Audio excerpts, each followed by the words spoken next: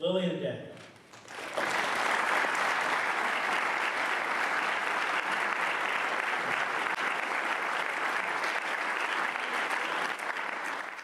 A brief word of preface about my remarks today and the subject matter, when spiritual but not religious is not enough, why the church matters. I want to say just a word about my current context, because I joined the United Church of Christ here in Connecticut and was shaped by a number of UCC churches in this state. In fact, I like to joke that I just worked my way up and down Route 10.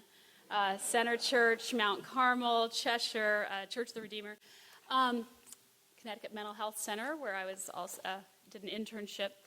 But because I joined the United Church of Christ in Connecticut, I had a very different picture of what the UCC was, because here it is really in many ways the establishment Christianity. You know, the oldest and most beautiful church in town is often one of ours, long histories.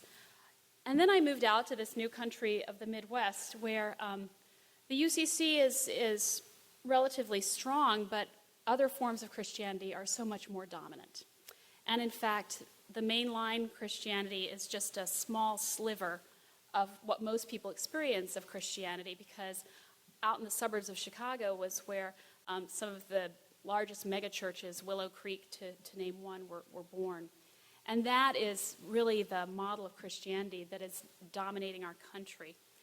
And so it's been very interesting to move from being a part of the UCC as sort of establishment, old line church to part of the UCC, like, what is this strange church you are part of?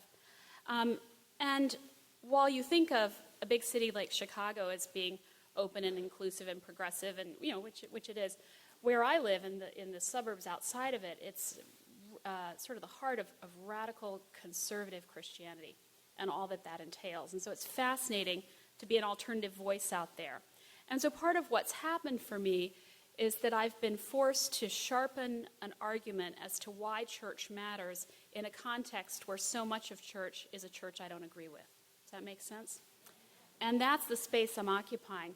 I'm also in conversation with a group of people who, because they've been turned off by the church, or I would argue because they're products of the American culture of narcissism, don't think that religious community matters at all.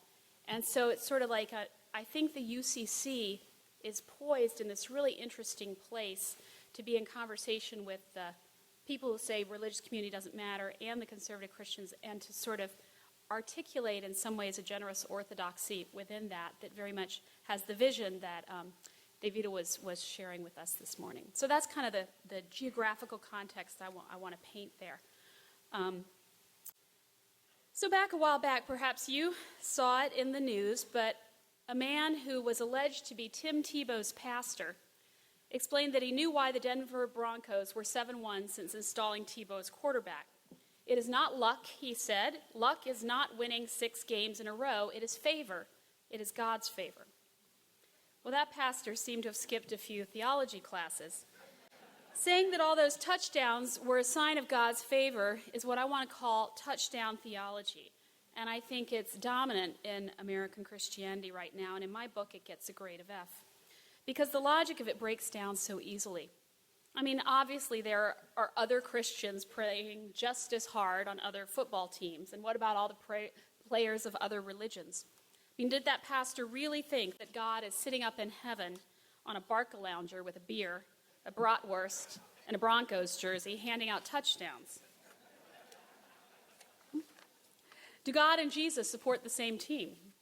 If not, which team is the Holy Spirit working through? During commercial breaks, does Jacob wrestle the angel for the remote? Does Mary, the sports fan, sit glued to the heavenly television set while her resentful sister Martha makes chicken wings and guacamole in the kitchen for the disciples? Enough already. This is the silliness that touchdown theology leads to. It is a rabbit warren of ridiculous scenarios that ultimately make no sense. But people fall for it, even ministers. They look for the easy and simplistic answer. And I can just see Jesus rolling his eyes in heaven, asking once again, why does this generation clamor for miraculous guarantees? Now, to be fair, the player, Tim Tebow, himself made no such outrageous claims. Tebow has not claimed any sort of miraculous guarantees for himself. He says that God could care less about who wins football games. And later, the pastor claimed to have been misquoted and said that he had actually never claimed to be Tebow's pastor at all, that he wasn't his pastor. But the story drew attention because whether or not this pastor said it or not, other people were saying stuff just like it in American culture, clergy included. And it was embarrassing to me as a person of faith, as a member of that same Christian family, to listen to that touchdown theology. But I also could not help but notice the glee with which the media glommed onto touchdown theology as something to mock, not from within the Christian family, but from outside of it. Touchdown theology became another reason to see all Christians as stupid. It was another arrow in the quiver of the spiritual but not religious, and we Christians had given it to them. I was angry at the other members of my Christian family. I was also angry at the critics from outside the family for their slick and quick answers. But in that time, I found myself profoundly grateful for my own United Church of Christ community of faith, where we could go beneath the surface, where in our congregations we can ask the complex theological questions. I was deeply grateful for a Reformed Christian tradition that has been offering much more than touchdown theology for hundreds of years. I was grateful to sit in church and wrestle with preaching texts where Jesus must have been confronting some equally silly version of touchdown theology, first century style, when he got thoroughly exasperated with the disciples and thoroughly exasperated with the Pharisees both, and says, "Why does this generation clamor for miraculous guarantees?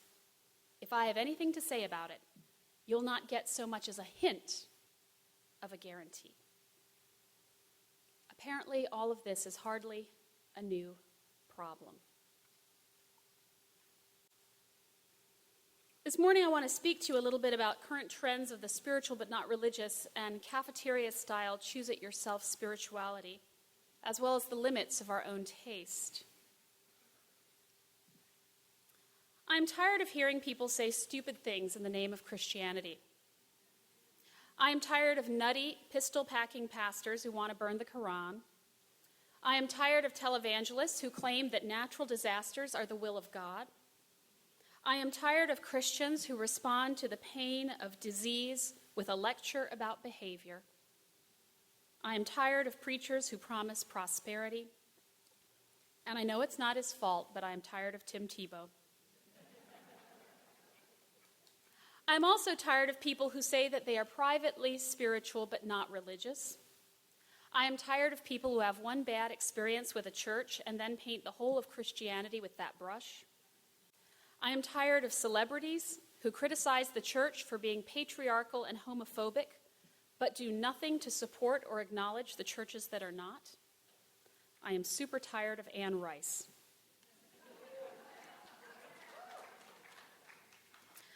I am tired of people who expect me to apologize for a church that I am not a member of. I am tired of people who say that they want a church just like mine, but they cannot be bothered to attend one. I am tired of people who criticize churches like mine and go somewhere else instead. So I resonate with the angry words from letters to the early church that criticize shallow believers for having itchy ears. I feel like I live in a society where stupid and simple spirituality always trumps the depth of a complex faith for the majority of the people. We are a people of itchy ears who depart from sound doctrine in favor of easy answers. But perhaps I am really just tired of myself. In criticizing others in their faith, I hardly live up to the best in my own. Perhaps the people who irritate me the most are exposing my own false doctrines. And this is why I know that I cannot do this religion thing all by myself. This is why I know I need a community.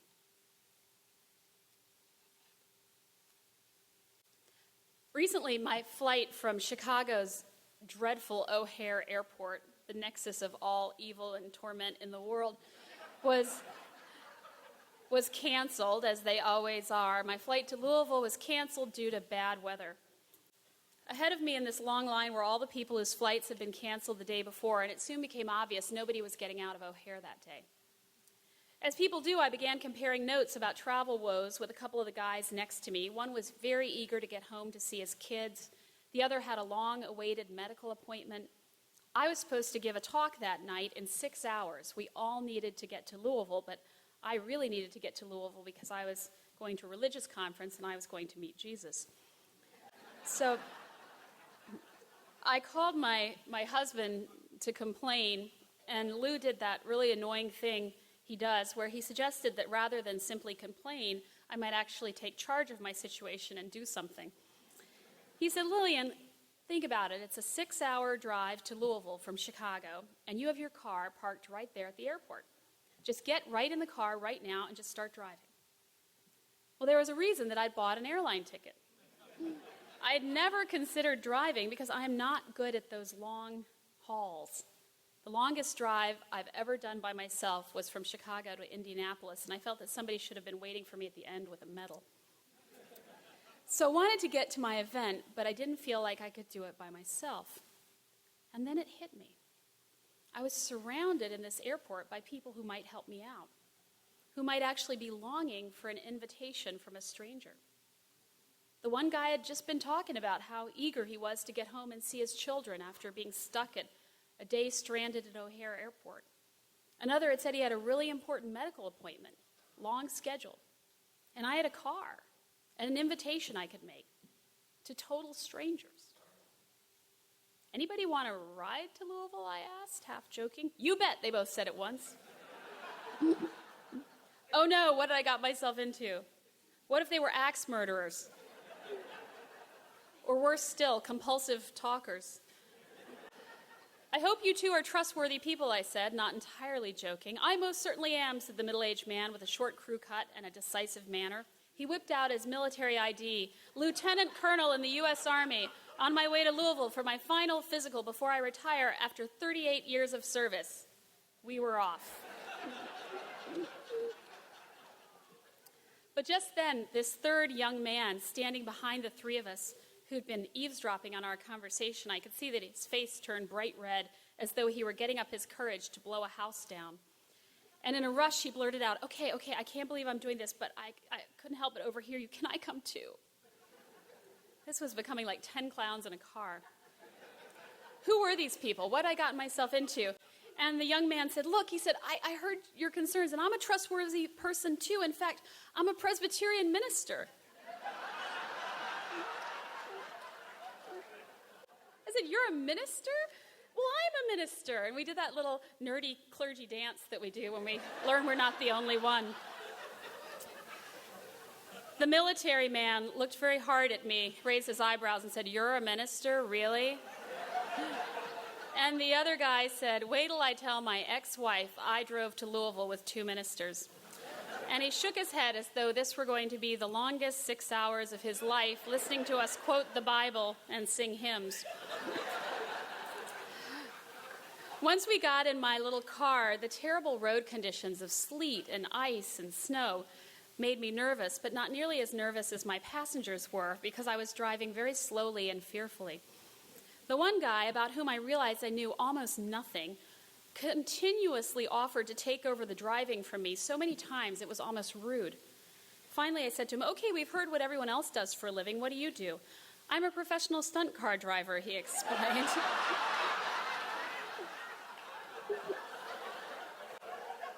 Oh, the Lord does provide. We pulled over to the Arby's, and I gave him my keys and found that I had discovered the only driver in America capable of getting me to my speaking engagement on time, and he did it with 15 minutes to spare. Later, people told me that I was crazy to go on a road trip with total strangers. I did take precautions. When we did get to the Arby's and I handed over the keys, I took out my phone and took a picture of these guys and sent it to my husband with a note, "If you find my headless body somewhere." My last meal was at Arby's. People said I was crazy to this trip with strangers, but none of us would have made it there alone. Life is better when we work together. It even ended up being fun. In fact, the time absolutely flew by. We heard all of each other's stories about previous marriages and what it's like to be a Mormon and life in the Presbyterian church and life in the military. It sounded remarkably similar to me. And at midpoint, we learned that the military guy owned no less than 18 guns. I said, "What are you doing after you retire? Going to start a militia?" He did not laugh. So we moved on to other topics. Common race car driving errors, why bow hunting is the best way to get a deer, yada, yada. And during that whole drive, we never once turned on the radio. Instead, we all just talked. We didn't type, we didn't text to each other, we just talked and told our stories. And now I have the beginnings of a really good joke. 2 ministers, a lieutenant colonel, a stunt driver walk into a park.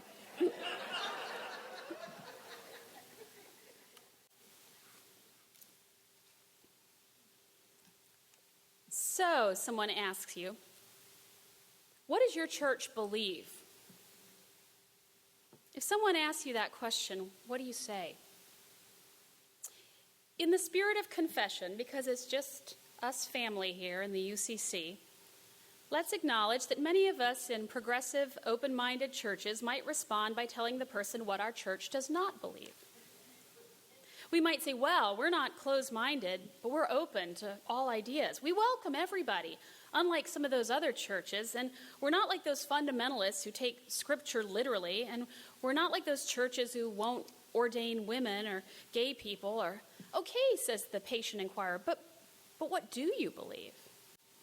We might continue, well, we believe that people can be free to believe many things, so that's a really tricky question to answer. Okay then, says the inquirer, now less patient. Then just what do you believe personally? Well, I'm on a journey. It's a private matter. Here are some distinguished authors who've meant something to me and can say it much better than I could, blah, blah, blah. Oh, just stop it. We're told that one of the things that impressed Jesus' listeners was that he spoke plainly. Quote, I love the Message translation on this, not quibbling and quoting like the religious scholars. He just put his beliefs and teachings out there and was ready to withstand some debate. Here's my word for the UCC. You can be open-minded and still know what you think. You can be accepting of other people's ideas, but still willing to articulate your own. You can rejoice in the many diverse paths to God, but still invite your neighbor to church. Just say it.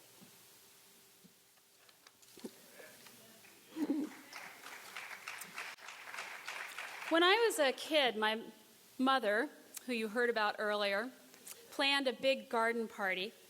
And at the heart of her vision was that our backyard was going to be filled with blooming daffodils that she had planted in anticipation of this party long before. But as the date approached, the weather stayed very cold and no daffodils were even close to opening up and blooming. But finally on the day of the party, our lawn was filled with daffodils just as she had dreamed. The guests marveled at the springtime beauty of our yard, especially since no garden in the neighborhood had any springtime action like that. But then after the guests went home, the daffodils began to droop, and my mother went through the yard, crawling on her hands and knees, carefully removing all the cut daffodils that she had bought at the florist, and painstakingly attached to chopsticks with wire twist ties, and then carefully stuck in the ground. Now, those daffodils were not fake, but they were short-lived and flimsy. No bulb under the earth to allow them to survive the rough winter. On the surface, and for a short while, they looked like real daffodils, but they didn't have enough going on underneath to last. You see where I'm going here? I believe that's how the life of faith works. You can go to your religious flower shop, you can pick up a little sprig of this and a little of that, you can decorate your life with it. You can visit this religious community with its art. You can watch a documentary about another one with a lovely view. You can read this deep thinker and the next. You can say that you believe in 1,000 wise sayings and make yourself your own pretty bouquet of blossoms, all ready for a party or a picnic on a sunny day. But life is not a picnic. And the people who finally dig in and put down roots in one tradition that is bigger than themselves have generally figured that out, often through some of life's more broken experiences. And tired of decorating their life with bouquets of their own choosing, they realize that they're ready to go deeper, even ready to put in the work that it requires.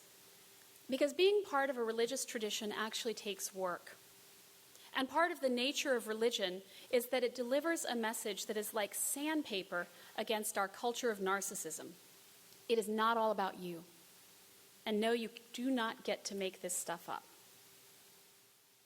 Now, some would argue, yes, you do get to make this stuff up. In fact, many of the much publicized atheist writers of our day are saying that all of us religious folk and self-made spirituality folk as well, we're all making it up.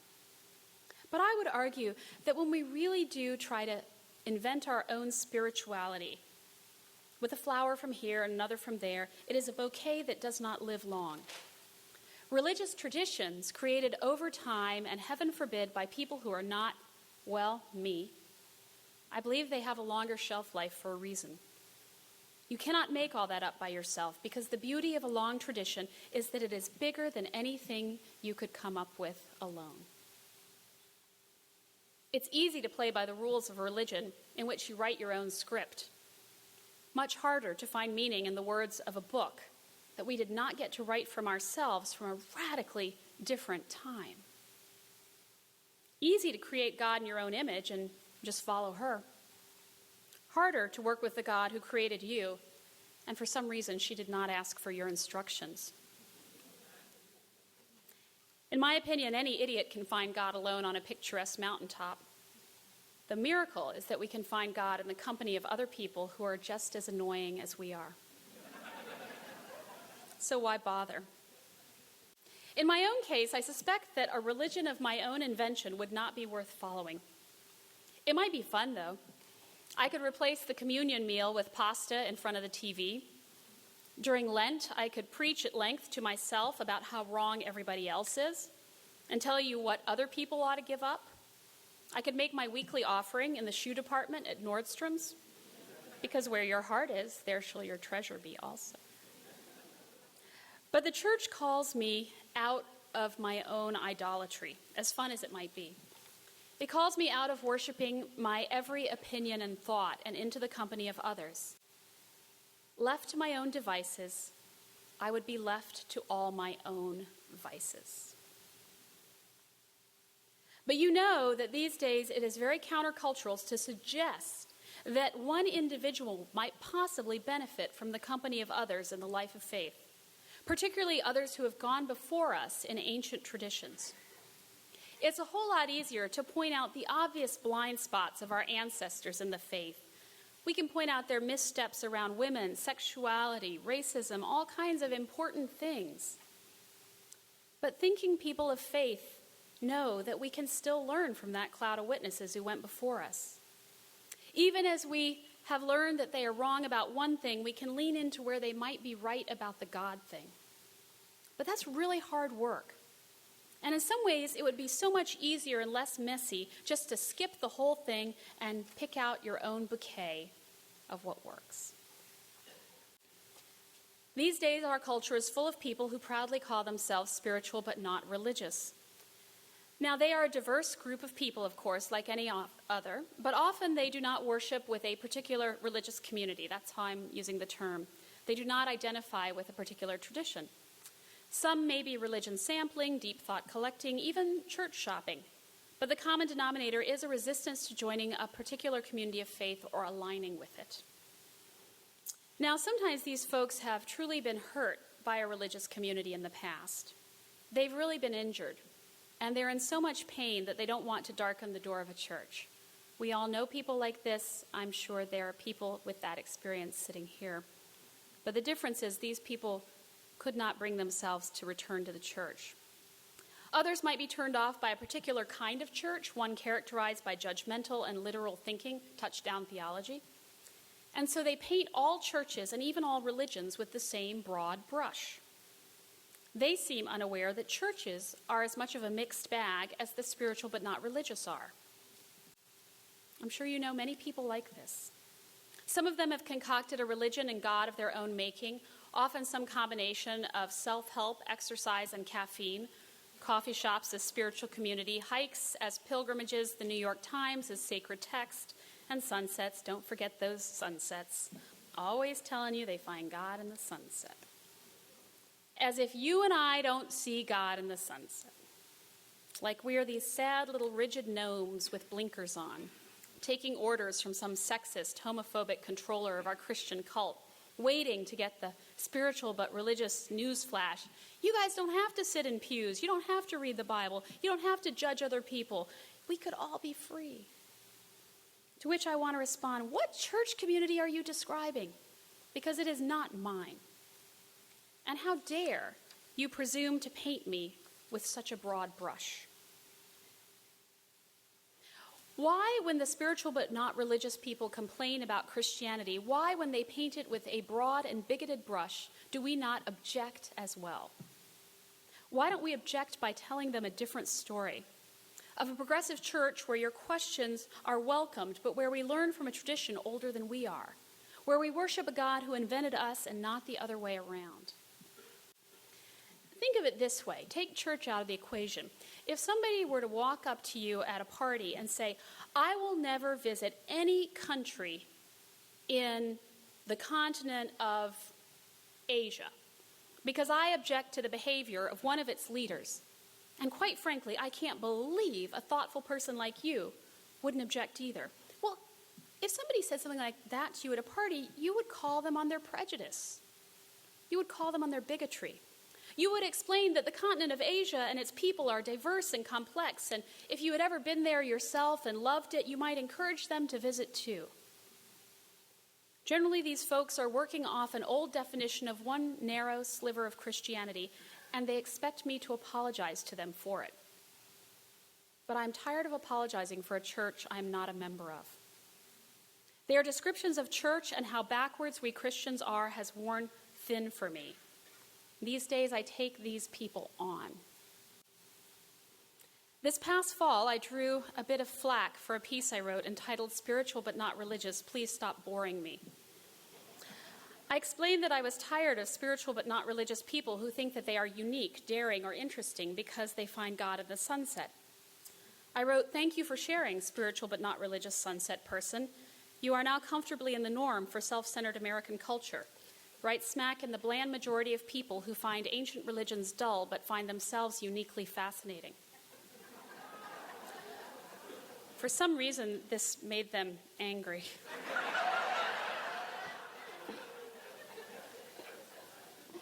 I followed that with a much longer piece in the Christian Century magazine that argued the point more thoroughly. It was called You Can't Make This Stuff Up, The Limits of Self-Made Religion. And in it, I suggested that, quote, at some point, if you think about it, the person with the self-made religion is going to start using his God-given brain and the wisdom of hard experiences to start to ask angry and provocative questions of the American spirituality of the status quo, like, who are you, God of sunsets and rainbows and bunnies and chain emails about sweet friends? Who are you, cheap God of self-satisfaction and isolation? Who are you, God of the beautiful and the physically fit? Who are you, God of the spiritual and not religious? Who are you, God of the lucky, chief priest of the religion of gratitude? Who are you, and are you even worth knowing? Who are you, God, who I invent? Is there? Could there be a more interesting God who invented me? That short post that came out first as a UCC devotional and the longer article both went viral, became memes. At first sent out by folks who appreciated them, and then reacted to by people who did not. I got more hate mail over those two pieces than anything I have ever written. Even last week, I received 5 angry hate mail emails about those pieces that came out back in September. Who knew that so many atheists read religion blog posts? And at the risk of ticking them off all over again, what's that about? At any rate, I received countless outraged emails from people who thought that I was a judgmental Christian. This was their logic. Christians, they said, who are all judgmental, deluded hypocrites and who are responsible for most of the conflict in the world, are supposed to be non-judgmental. You were judgmental in your piece, they said, which was caused by your being a Christian, which is why we hate Christians. Are you following the logic of this? Me neither, but let's just sum it up by saying that when I questioned their terminal uniqueness and pointed out that they were now in the majority in American culture, I got back a howl of complaint from the under-cherished masses that I was judgmental. To which my private response was this: Dear God, if I am this judgmental as a follower of Jesus, just imagine how out of control I would be without him. A different set of complaints came from some of my own people. UCC people, Christians from within the liberal mainline, some were furious with me for writing these pieces for a different reason. They came at it this way. They felt that if we would just listen compassionately to all the spiritual but not religious people, they would somehow make their way into our churches. But apparently, by writing to an audience outside the confines of the church, I had blown all chances of this. Those people drive us all crazy, they seem to be saying, but you can't tell them that. By writing an article that said that Christian community actually matters, and that I believe it's better for us than sitting alone looking for God in a coffee cup, I had played into the unchurched assumptions that we were, again, here's that word, judgmental. For this group of liberal clergy, many of them with their liberal mainline logic, it went like this. If you don't ever say anything critical of anyone, they will want to join you. And it's probably better not to say anything positive about your own project of Christian community, because that would imply it's better. Instead, you should just exude bland niceness to people who criticize Christianity with ignorant blanket statements. And then, if you apologize over and over again for a church you are not a member of, they will finally realize that we are different and they will come. That's actually been the mainline evangelism project for the last 50 years. How's that working for you? My congregation, like many of yours, is actually full of people who might well claim the label of spiritual but not religious, because American society is full of those people. My congregation is, like many of yours, also populated by folks who really are recovering from one form of Christianity or another, and they are so happy to have found us. And we also have unchurched folks who, believe it or not, have never been injured by the church and are happy to be a part of one now, but are a little baffled by all our apologizing for the injuries that they have not yet experienced at our hands. And of course, believe it or not, contrary to the often told story of mainline decline, I believe we all in our churches have mainline folks raised in a tradition they basically appreciated and have decided to stick with. I'm guessing your churches have that same heady and occasionally exasperating mix. And I think that they want to make a case for why all this matters. Now, as a pastor, they don't want me to condemn other people to hell, but I think they do want us to be able to call out why we choose this particularly weird little place of turf that is the United Church of Christ. And to do that, I believe it's time to stop apologizing for all the rest of Christianity and instead to make a firm case for why what we do matters. And sometimes that is going to mean calling other people out, both on the spiritual but not religious side and on the conservative Christian side, and then challenging our own church members to make their case, to not be afraid of rhetoric and the occasional polemic. Because I believe at this point in American history, mainline Protestants, and in particular the United Church of Christ, has a unique and precious contribution to make to the American religious landscape at just this moment. What can we tell as UCC members? What can we tell the person who tells you that the Broncos are favored by God? We can say something to that.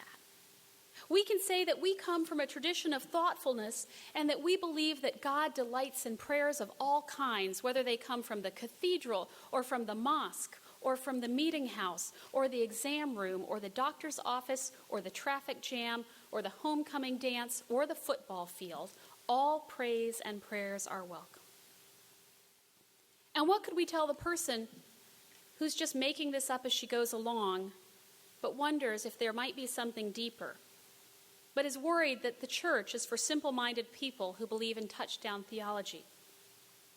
We can say that for hundreds of years there has been an in-between the rigidity of touchdown theology and make-it-up-yourself spirituality, and it is called a mature, engaged, intellectual Christian faith practiced in community and over time.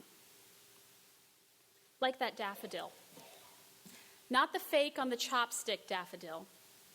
Not a collection of blossoms in a store-bought and self-selected bouquet, but the single sturdy daffodil that comes from a bulb planted in the earth. Here's how it works for me and why church matters. 4 things.